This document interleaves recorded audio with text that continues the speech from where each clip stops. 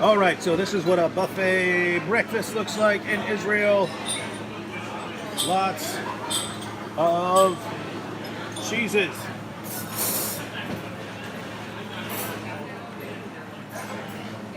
Green. More cheese. Cheese. Olive cheese.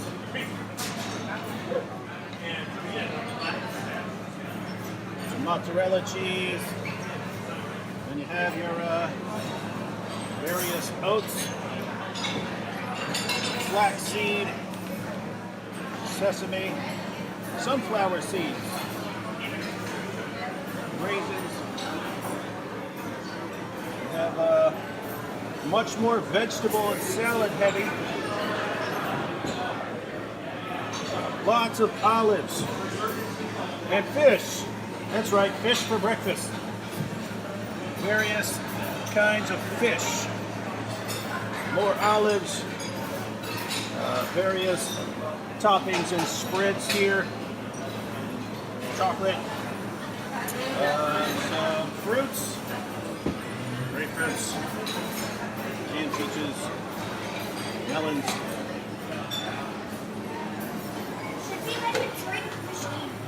And you guys know what those are in America? Eggs. Don't know what that is. Ravioli for breakfast. And way more vegetables. Lots of salad for breakfast. Paul Copan getting, what are you getting? I'm getting a latte, so, but just a little bit of it, not a latte. Hey, look, we got Tim Stratton here. This is how I eat every day. Look at this dude. It's all like nuts and raisins and stuff. That's how you stay in shape, ladies and gentlemen. But it doesn't help your hair. No. Wait, he's got pancakes too. Thank you. And that is what Brett Kunkel is eating. I got an egg. He's got an Protein. What's up, Act 17? Bobby Conway here. Stoked to be in Jerusalem, the Holy Land, and traveling with David Wood and another group of great apologists. We're just having a great time this week. I hope that you're enjoying the vlogs that David's putting together, and all the best. This is a great land right here. This is where it all happened, where the Lord died and rose again for our sins. And be praying for David, because he makes us a little bit nervous being in the Holy Land. We don't know what kind of trouble we're going to get into, so we're just kind of hoping that we'll be safe. You know, he stirs things up. So good to be here, though. Bless you. Well, this is the view from the Mount of Olives.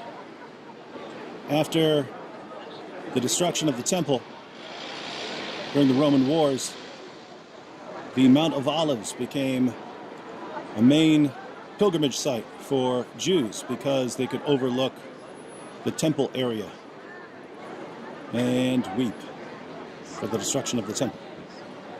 All right, let me just give you an idea of the terrain. So this is the Dome of the Rock, and this was the site of Israel's ancient temple. So Solomon would have built a temple on that location, and later temples were built there as well. It was eventually destroyed by the Romans. Part of this wall goes back to Herod, part of it is newer. So this is the temple ground, looking over here from the Mount of Olives. Down here, this is the historic location of the Garden of Gethsemane, where Jesus was betrayed and the soldiers came to capture Jesus. Although no one can be positive about the location, but Gethsemane means oil press, and there are very, very old olive trees down here. But it's possible that it could have been a little bit north, would have been very close though, somewhere in this area. The western slope of the Mount of Olives is a cemetery. I'm not sure you can see. I'll try and zoom in. There are holes on the sides of these tombs that you can see there. Those are for placing candles in. The bodies are actually underneath in the ground, but those are for lighting candles. So the western side of the Mount of Olives is a cemetery, and then you have the Garden of Gethsemane.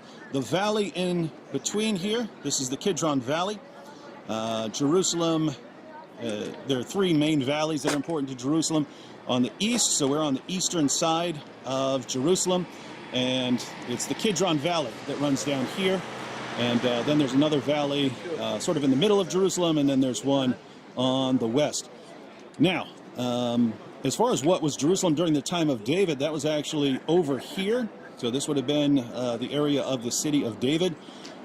And later, Jewish rulers sort of expanded northward and westward. So under Hezekiah, they expanded north, and then as history moves on, you see the city expanding north and west. Didn't really expand east until much more recently. So the Kidron Valley is the classic boundary of Jerusalem. Now, let me see if I can get it here. So that's the Dome of the Rock.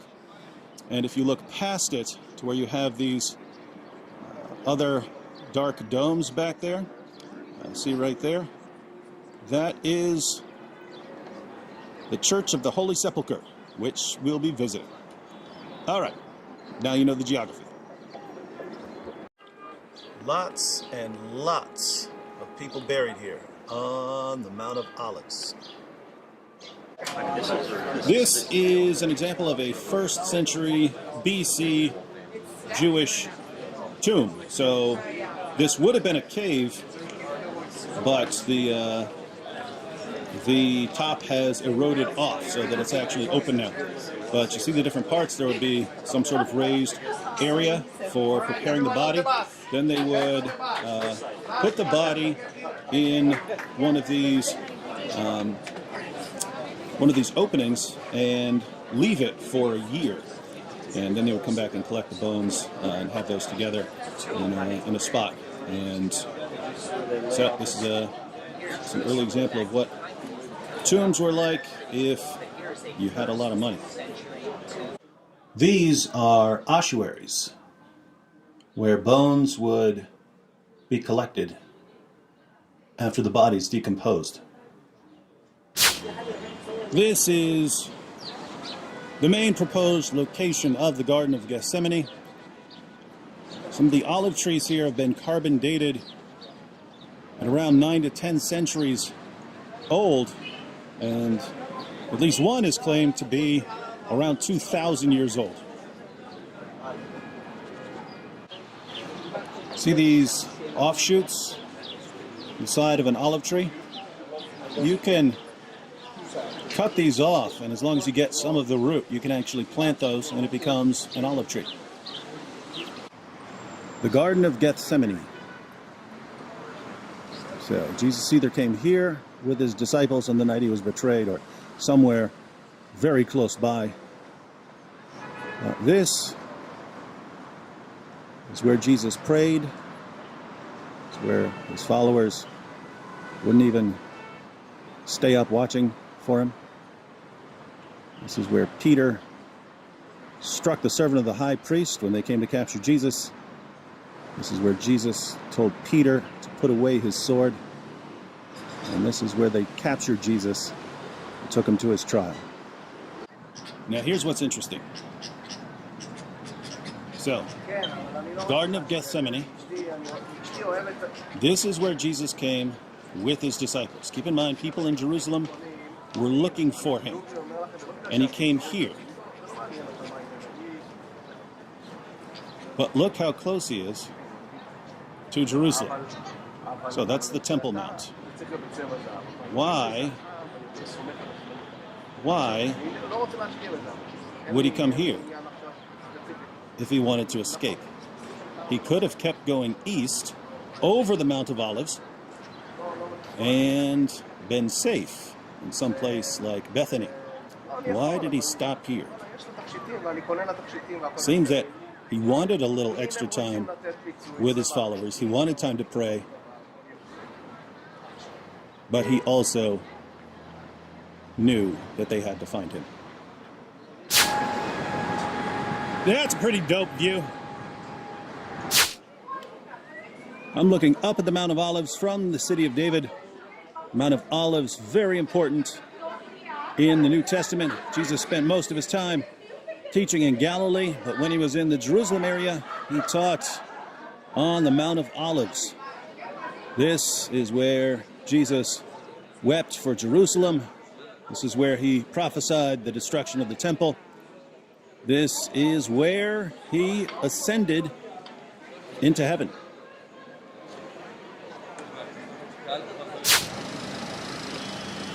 Finally, I'm getting the proper respect. The Song of Ascents by David. I rejoiced when they said to me, "Let us go to the house of the Lord." Our feet stood within your gates, O Jerusalem. The built-up Jerusalem is like a city that is united together. Pray for the peace of Jerusalem. Those who love you will be serene. May there be peace within your wall, serenity within your palaces. For the sake of my brethren and my comrades, I shall speak of peace in your midst. For the sake of the house of the Lord, our God, I will request good for you. All right, so this is actually a model of Jerusalem. Here, obviously, we have the Temple Mount, and there we have the city. This is the Old City, and the Old City is separated by this wall. And over here, we have the City of David. So notice the City of David is actually outside what's called the Old City. And there was a reason the City of David would have been here, and the reason would be, there's your water. There's your water source, a brook that ran through the Kidron Valley. Up until very recently, this was all underground. It's finally being excavated. This is the City of David. But what's interesting is that even though it's hard to tell, this is actually the base of a wall. And then the wall actually cuts over this way, goes down under here. And yes, these are remains of a massive thick wall. So if you have a wall going this way, and then it cuts over that way, you have a corner of a massively important building. And the going suggestion is that this was such a massive building that it was the palace of King David. And this is dated to 10th century BC, so the time frame would work. One thing I wanted to point out, notice that from this palace, you would be overlooking houses in the valley, where if someone were bathing on the roof, you would see her.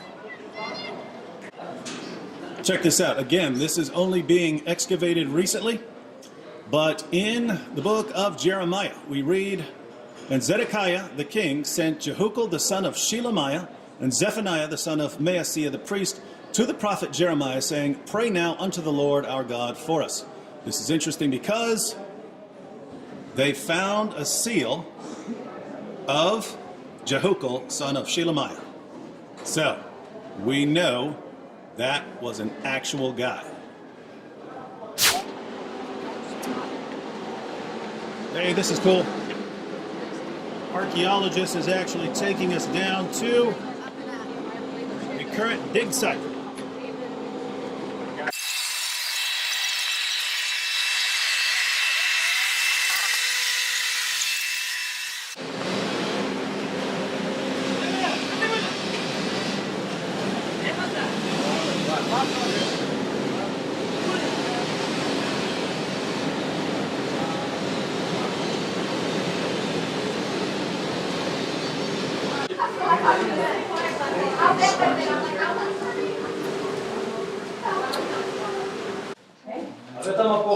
This tunnel, if you go all the way down, goes to the Pool of Siloam, which is where Jews would perform ceremonial washings before heading up to the temple. And obviously, if you had to get from that pool to the temple, there's going to be a road. And this is a 2,000-year-old road. So way behind me is a tunnel leading to the Pool of Siloam, and we are on a very old road heading out of here. Now above us, apartments and roads.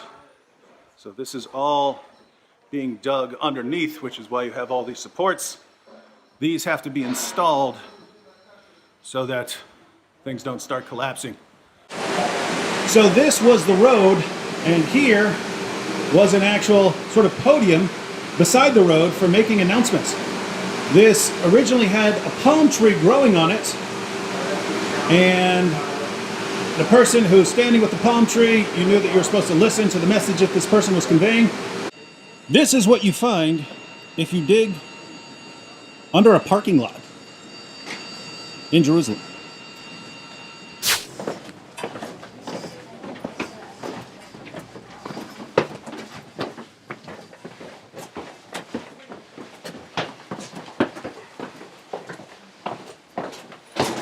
Calling now. Please wait a moment.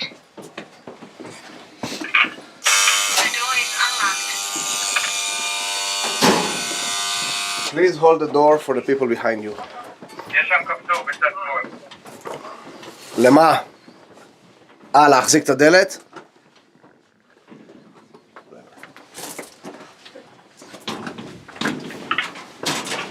As you walk through to the tunnel, you will see that you step few steps and then you get out of the tunnel to the left because the foundations over here are the modern road above. We saw these foundations. They were drilled down without knowing they're drilling into the tunnel.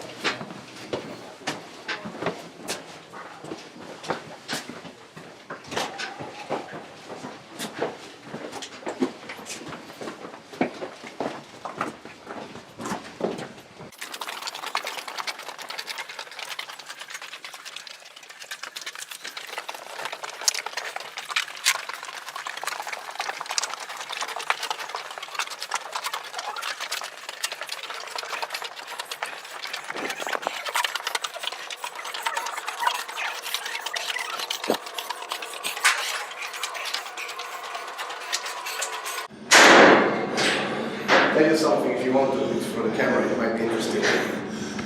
Water, sister. Good. So, let me tell you a crazy story for you as trying to figure out the video over here. There's a reporter, Al Qaeda reporter. Sorry, not Al Qaeda, Al Jazeera. You know Al Jazeera? Uh-huh. And he reports as if I walk in front of the camera, so he's talking to the camera and walk in the tunnel. You obviously, I mean, if you know the tunnel, you recognize it. And he's telling to the people that he's reporting to that this is a tunnel that the Jews have dug under Al-Aqsa to be able to explode it or to to damage it. Now it's ridiculous because we're not even close to Temple Mount. We cannot go under Temple Mount. All the tunnels that are existing under Temple Mount from the time of Herod are blocked by the Israeli police with sensors and big concrete blocks, so no one will be able to go and do anything. And and that's really ridiculous. But no one knows when he goes into this tunnel. And you're living far away out of here, and you're not a tour guide or you've never been here. You will just be living. So you're saying it's bad reporting? Bad? I would say it's false reporting, more than just bad. It's just a lie, And you can find it online, his report. It's funny.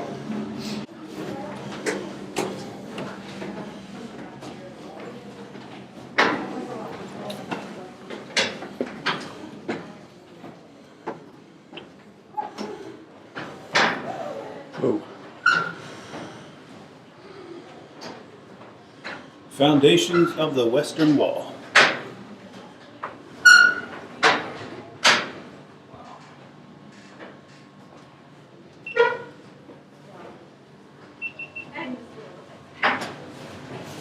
How old are these rocks? 2000. This is the Western Wall. So this is Herod, right? Herod, or maybe finished after him, but he's the one who started the project, established it.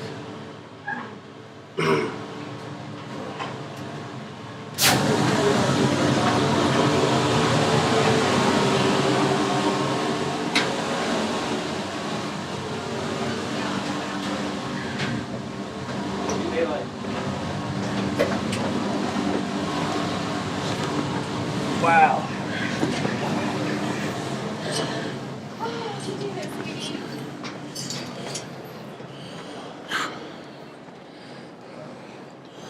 All right, so we were just looking at the foundations of that.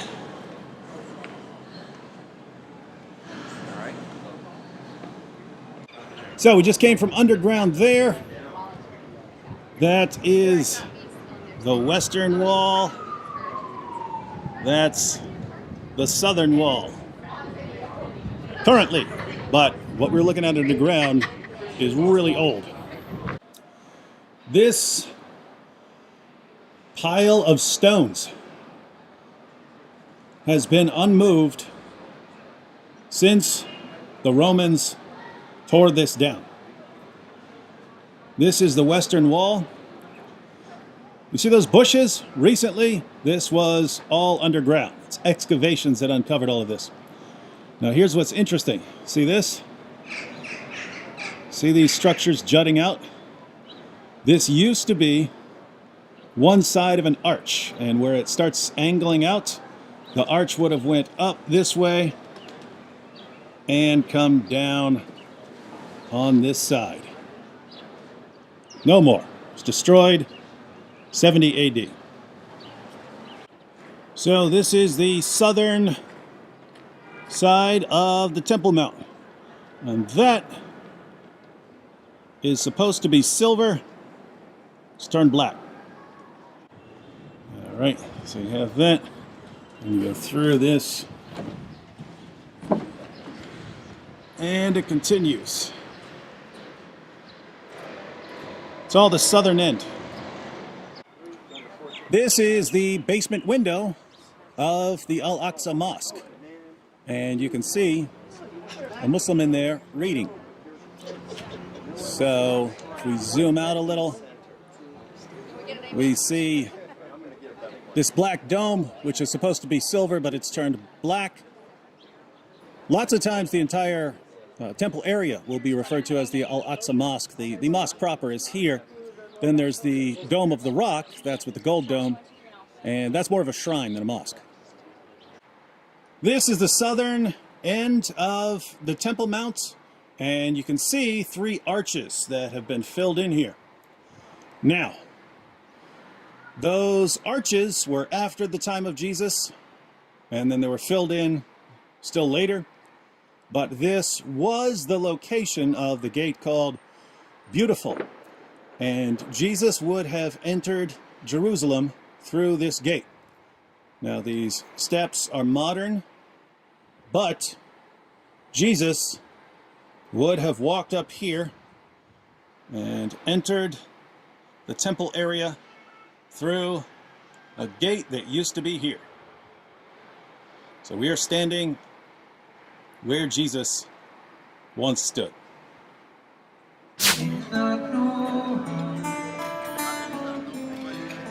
Perhaps they'll listen now. They could not love you,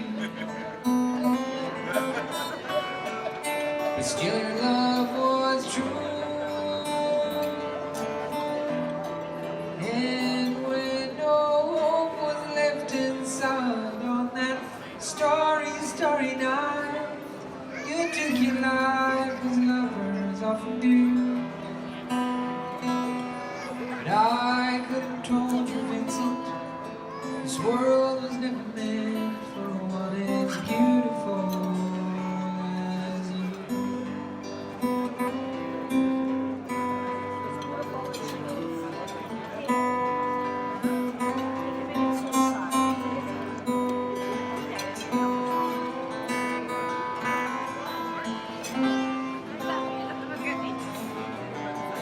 Guys singing Vincent here in Jerusalem.